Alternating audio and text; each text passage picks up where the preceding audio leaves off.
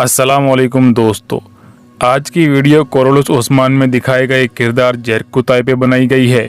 जेरकुताई नाम का किरदार कोरोलुस ओस्मान के सीजन 2 में दिखाया गया है, जो कि दिखने में एक मस्खरे इंसान से ज्यादा कुछ नहीं लगता। नोयान ही की तरह कांधे झटकना और जिसकी मुस्कुराहट तो हूबहू नोयान ही की तरह दिखाई गई है। दरअसल जेरकुताई एक मंगोली कमांडर की हैसियत से ड्रामे में दिखाया गया है, जो मासूम बच्चों और औरतों को कत्ल कर देता है और उस्मान गाजी को भी काफी नुकसान से दो चार करता है। दोस्तों, सोशल मीडिया पे इन्हें दूसरे बमसी के नाम से जाना जाता है, क्योंकि इस किरदार का अंदाज भी बमसी साहब की तरह काफी मजाकिया है। इसीलिए ये कोरोलुस ओस्मान के मशहूर किरदारों में शामिल हो गए और बहुत ही थोड़े वक्त में काफी शोहरत हासिल कर ली। इसी वजह से लोगों के दिलों में काफी सवाल पैदा हो रहे हैं कि आखिरकार ये जेरकुताई नामी शख्स कौन है और इनकी असल तारीख क्या है। क्या वाकई इस नाम का कोई शख्स हकीकी तारीख में मौजूद भी है या फिर ड्रामे में सिर्फ आर्जी तौर पर इन्हें शामिल किया गया है। एक और बात जो इनके बारे में मशहूर है वो है इनका मुसलमान बन जाना। क्या वाकई ये जालिम मंगोल से मुसलमान बन गए थे? ये सब हम आपको आज की वीडियो में बताएंगे। दोस्तों, जब जालिमों के जुल्म की हद पार होने लगती है और उनकी नाक पर नकेल कसने वाला कोई नहीं होता, तो अल्लाह काफिरों में से ही कोई मदद करने वाला भेज देता है। और इन्हीं में बहुत सारे मंगोल भी शामिल है, जिनको अल्लाह ने कुफ्र में से उठाकर जालिम मंगोलों ही पर दे मारा। और पूरी दुनिया पर हुकूमत के ख्वाब देखने वाले मंगोलों के लिए ये बस एक ख्वाब बनकर ही रह गया। इन्हीं वहशी मंगोलों में से एक मंगोल थे कोमुतान जेरकुताई। मंगोल कमांडर कोमुतान जेरकुताई का जन्म 1235 में हुआ था। जेरकुताई बचपन से ही मंगोल फौज के एक बड़े कमांडर बनने के ख्वाब देखा करते थे। जैसे ही अपनी जवानी में कदम रखा, तभी से मंगोल फौज में सिपाही के तौर पर काम करने लगे और अपनी महारत के बलबूते पर आगे चलकर मंगोल फौज को ही तरबियत देने लगे। अब मंगोल इनसे जंग लड़ना सीखते थे।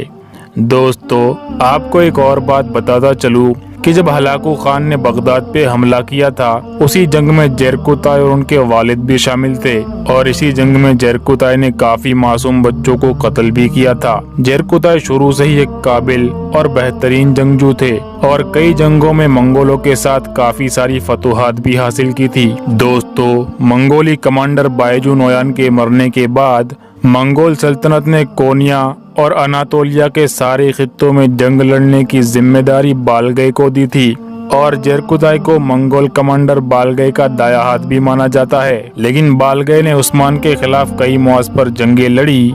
आखिरकार नाकाम होकर वह उस्मान गाजी के हाथों मारा गया। जब बालगई उस्मान के हाथों जहन्नुम वासिल हुआ, उसके बाद जेरकुताई मंगोलिया वापस लौट गया। लेकिन मंगोलिया पहुंचते ही जेरकुताई को गिरफ्तार करके गेहातू खान के पास भेज दिया गया और वहीं से गेहातू खान ने जेरकुताई को अपने बेटे मोंके खान के मातहत कर दिया। लेकिन वहां पर भी अल्प अरसलान, मोंके खान और जेरकुताई ने गेहातू खान के खिलाफ गठजोड़ करके बगावत की, जिसकी वजह से गेहातू खान ने अपने बेटे मोंके खान को कत्ल कर दिया। मगर जेरकुताई फिर से फरार होने में कामयाब रहे। दोस्तों, गेहातू के हाथों अपने ही बेटे की मौत ये एक साजिश थी, जिसके बाद गेहातू खान अनातोलिया से मंगोलिया वापस लौट गए और बड़े मंगोल हुक्मरान बन गए। अब जेरकुताई अनातोलिया में अकेले ही रह गए थे।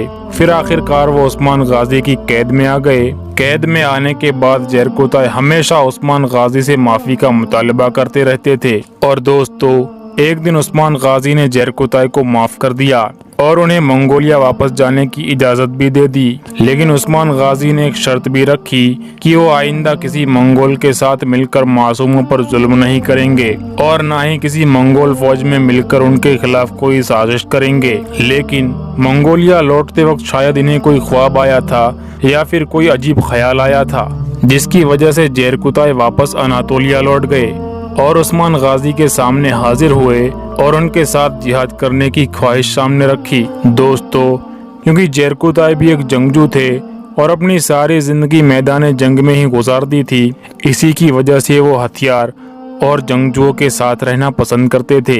इसीलिए अनातोलिया वापस आकर उस्मान गाजी और इनके सिपाहियों में शामिल हो गए और बहुत सारे मौज पर जंगें भी लड़ी। दोस्तों, वक्त के गुजरते कुमुतान जरकुताई मुसलमानों से काफी ज्यादा मुतासिर हुए और वो ये बात समझने लगे थे कि वाकई इस्लाम ही सच्चा और अच्छा मजहब है। अब उन्हें अपने किए सारे जुल्म याद आने लगे थे। वो यही ख्याल करते रहते थे कि उन्होंने अपनी जिंदगी में न जाने कितने ही मासूमों को कत्ल कर दिया, कितनी ही औरतों पे जुल्म किए और कितने ही मासूम बच्चों को अपने हाथों से मार दिया। अब उन्हें अपने किए गए सारे गुनाहों का एहसास होने लगा था। दोस्तों, माना जाता है कि सल्तनत उस्मानिया के क़याम में जरकुताई ने भी अहम किरदार निभाया था। और दोस्तों, बाद में जरकुताई ने अपने सारे गुनाहों से तौबा करके इस्लाम कबूल कर लिया था और मुसलमान बन गए थे और बमसी साहब ने उनको अपना मुंह बोला बेटा बना लिया था। और दोस्तों, सन 1307 में इनकी वफात हो गई थी। बहुत सारे लोगों का मानना है कि जरकुताई नामी किरदार कोरोलुस उस्मान में एक फिक्शनल किरदार है, यानी ये किरदार महज देखने वालों की दिलचस्पी के लिए अफसानवी तौर पर ड्रामा सीरीज में शामिल किया गया है। और इतिहासकारों में भी इस किरदार को लेकर काफी इत्तेफाक है। इनकी असल तारीख का और सल्तनत उस्मानिया से इनके क्या रिश्ते थे और क्या वाकई जरकुताई नाम का कोई शख्स मौजूद था भी या नहीं, इसके बारे में काफी कंफ्यूजन है। आपकी इस पे क्या राय है, कमेंट करके हमें जरूर बताएं। अच्छा तो दोस्तों, आज की ये वीडियो यहीं पे खत्म होती है।